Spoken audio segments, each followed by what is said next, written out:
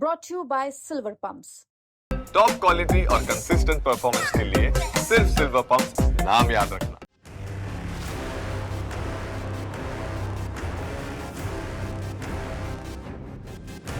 दिल्ली के इन रईस जादों का क्या करें। अमीरी की चकाचौंध के आगे शायद इन्हें कुछ भी दिखना बंद हो गया है, या फिर ये देखना ही नहीं चाहते। अमीरी का रुआब इतना कि इनके आगे, इनकी रईसी के आगे तो शायद किसी गरीब की जान की कोई कीमत नहीं। अगर होती तो ये भाई साहब इस सिक्योरिटी गार्ड पर अपनी थार ना चढ़ा देते। इस रईस जादे को लगा था कि इसे थार चलाने के साथ साथ किसी गरीब पर गाड़ी चढ़ाने का भी लाइसेंस मिल गया है। और यही वजह है कि ये जो आप वीडियो देख रहे हैं, ये इसी का जीता जागता सबूत है। इन भाई साहब को लगा कि अमीर हैं तो कानून इनके लिए क्या है, कानून इनका क्या कर लेगा। आप इसका सबूत देख ही रहे हैं कि कैसे ये भाई साहब इस सिक्योरिटी गार्ड पर अपनी थार चढ़ा देते हैं। इनको लगा होगा कि इनके पास खूब पैसा है तो आखिर पुलिस इनका कर ही क्या लेगी। वैसे बात भी कुछ हद तक सही है, क्योंकि देश की राजधानी दिल्ली में ये कोई ऐसा पहला मामला नहीं है जब ऐसे किसी रईसजादे को किसी गरीब इंसान के ऊपर ये गाड़ी चढ़ाने वाला वीडियो ऐसा सामने आया हो। तो इन भाई साहब को भी लगा होगा कि चलो चढ़ा देते हैं गाड़ी, पुलिस क्या ही कर लेगी। लेकिन वो तो भला हो सोशल मीडिया का। जैसे ही ये घटना हुई, इसका वीडियो इतनी तेजी से वायरल कर दिया गया कि पुलिस पर इतना दबाव बढ़ा कि 6 घंटे के अंदर इस रईसजादे का इलाज कर दिया गया। क्या इलाज हुआ वो आपको बताएंगे आज के क्राइम कैपिटल के इस एपिसोड में। नमस्कार, मेरा नाम दिनेश यादव है और आप दिल्ली तक देख रहे हैं। सबसे पहले तो आपको बता दें कि ये घटना दिल्ली के सबसे पॉश इलाके वसंत कुंज की है। पुलिस को दी गई शिकायत में पीड़ित राजीव कुमार ये बताते हैं कि वो अपने परिवार के साथ दिल्ली के महिपालपुर में रहते हैं और वो मूल रूप से बिहार के रहने वाले हैं। एयरपोर्ट में टर्मिनल 3 में गार्ड की नौकरी करते हैं। शनिवार की रात 10 बजे से अगले सुबह 9 बजे तक उनकी ड्यूटी टर्मिनल 3 के पास थी। सुबह ड्यूटी खत्म होने के बाद वो कैब से महिपालपुर चौक के पास उतर गए। यहाँ से वो पैदल अपने घर की तरफ जा रहे थे और महिपालपुर रेड लाइट के पास जैसे ही वो पहुंचे, तभी पीछे से थार में बैठे इस रईसजादे ने जोर जोर से हॉर्न बजाना शुरू कर दिया। पीड़ित राजीव ने हॉर्न बजाने से मना किया तो इस रईसजादे को इतना गुस्सा आया और ये उल्टा धमकी देने लगा कि तू रोड पार कर, तेरे ऊपर तो मैं गाड़ी चढ़ाता हूँ। और जैसे ही सिक्योरिटी गार्ड राजीव ने सड़क पार की, इन थार वाले भाई साहब ने अपनी थार इस सिक्योरिटी गार्ड के ऊपर चढ़ा दी।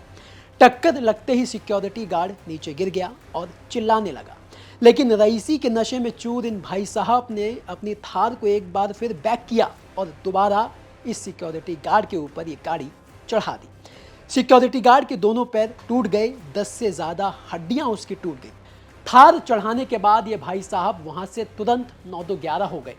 इस घटना की जानकारी पुलिस को दी जाती है। पुलिस मौके पर वहां पहुंचती है और जो घायल सिक्योरिटी गार्ड है उसे वहां के नज़दीकी अस्पताल में भर्ती कराया जाता है, जहां फिलहाल उसका इलाज भी चल रहा है। अब जैसे ही ये घटना हुई, इसका वीडियो तुरंत सोशल मीडिया पर वायरल कर दिया जाता है। पुलिस पर दबाव बढ़ता है और पुलिस सिर्फ 6 घंटे के अंदर इस घटना के जो आरोपी हैं, जो ये थार चला रहा था, जो इस थार के अंदर बैठा था, जिसने इस सिक्योरिटी गार्ड के ऊपर ये थार चढ़ाई थी, उसका नाम था विजय उर्फ लाला, जिसे 6 घंटे के अंदर पुलिस गिरफ्तार कर लेती है। और ना सिर्फ गिरफ्तार करती है बल्कि उस थार से, जो थार इसने सिक्योरिटी गार्ड के ऊपर चढ़ाई थी, उसे भी जब्त कर लिया जाता है।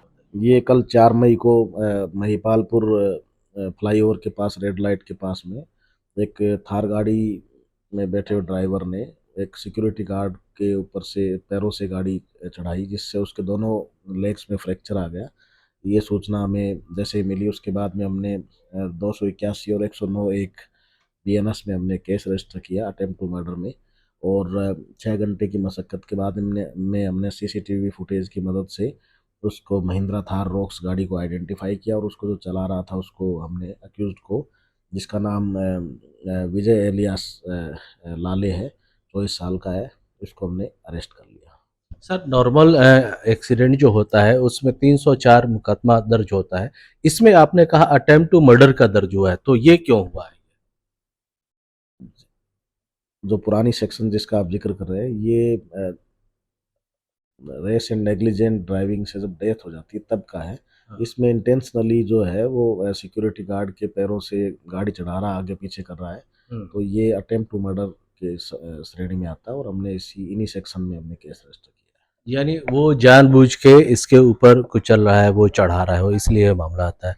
सर, उसके बाद आपको जब कॉल मिली तो पुलिस कितनी देर में पहुंची और जो एक्यूज्ड है उसका क्या प्रोफाइल है सर? अक्यूज्ड 24 ईयर ओल्ड है और ये इंटर पास है, 12th पास है और अभी वर्तमान में कुछ भी नहीं कर रहा है। इसके रिलेटिव की गाड़ी थी जो ये लेके चला रहा था और अक्यूज के पास ड्राइविंग लाइसेंस भी है और रंगपुरी का रहने वाला है। पुलिस ने जैसे कॉल मिलने के बाद तुरंत प्रभाव से पीसीआर भी पहुंचती है और पुलिस भी, लोकल पुलिस पहुंचती है थाने से। उसमें एसआई उपेंद्र की टीम पहुंची और हमने इसमें अप्रोप्रिएट सेक्शन में केस रजिस्टर किया और मुलजिम को अरेस्ट कर लिया। जो आरोपी है, क्या सर उसके पास ड्राइविंग लाइसेंस था? जी। फिलहाल आरोपी पुलिस की गिरफ्त में है और इस मामले में आगे की जांच की जा रही है। लेकिन सवाल यह है कि ऐसे रईसजादों पर ऐसी जो घटनाएं करके भाग जाते हैं उन पर लगाम कब कसी जाएगी? आखिर पुलिस ऐसे रईसजादों पर कुछ सख्त एक्शन लेकर कब ये मिसाल कायम करेगी? क्योंकि ये कोई पहली घटना नहीं है। दिल्ली में ऐसी घटनाएं बढ़ती जा रही हैं और इस घटना के जो आरोपी होते हैं वो 2 मिनट में छूट जाते हैं। ऐसे में सवाल यह है कि ऐसी घटनाओं पर लगाम कब और कैसे लगेगी, ये एक सवाल तो है।